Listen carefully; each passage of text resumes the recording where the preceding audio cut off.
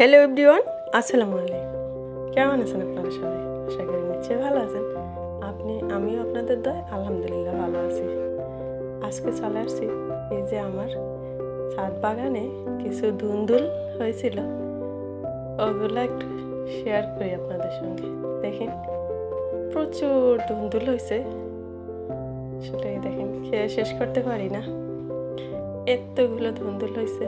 তো আজকে একদম ন্যাচারাল ভাবে রান্না করব, একদম গ্রামের স্টাইলে, বাঙালি স্টাইলে রান্না করব।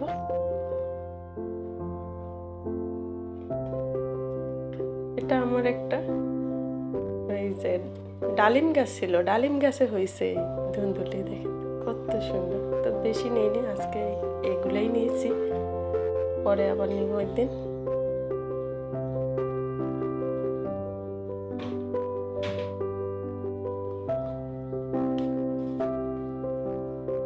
দেখেন একদম আগের যুগের মতো হাতে মাখা তরকারি, হাতে মেখে রান্না করবো আজকে। একটা হামাল দিস্তা পেঁয়াজ রসুন একটু থেতো করে নিতেছি।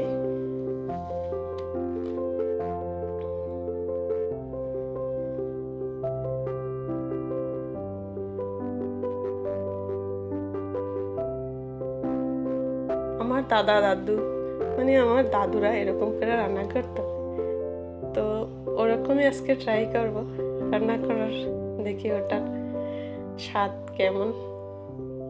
তো আপনারাও সঙ্গে থাকুন।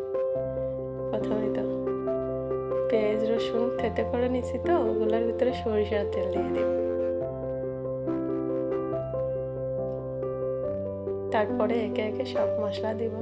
মরিচ গুঁড়ো দিয়ে দিলাম, হলুদ গুঁড়ো দিয়ে দিলাম,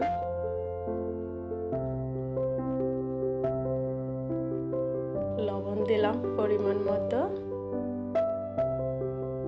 এবার এগুলো মাখাবো সব কিছু। তারপরে এই তো মাছগুলো দিয়ে দেব, মাছটাও ওগুলোর সাথে মেখে নিব এরকম করে। আমি আসলে ওই তো মাছ কাটার সময় আমার হাতটা কেটে গেছিল, এই জন্য আসলে হাতের স্পর্শ নেই নাই, এইটা দিয়ে আর কি নেড়ে নিচ্ছি। আর এই যে ধুন্দুল, এখন ধুন্দুলগুলোও দিয়ে এই তো খুন্তিটা দিয়ে একটু উল্টে পাল্টে নেড়ে দিব। আমার হাত কাটাতে আর কি হাতে মাখাতে পারলাম না, সরি আসলে। এবার এই তো মাটির চুলায় রান্না বসিয়ে দিচ্ছি। এই তো মেখেই সব কিছু দিতেছি। এই যে দেখেন অনেক সুন্দর লাগছে, কিন্তু কালারটা খুবই চমৎকার।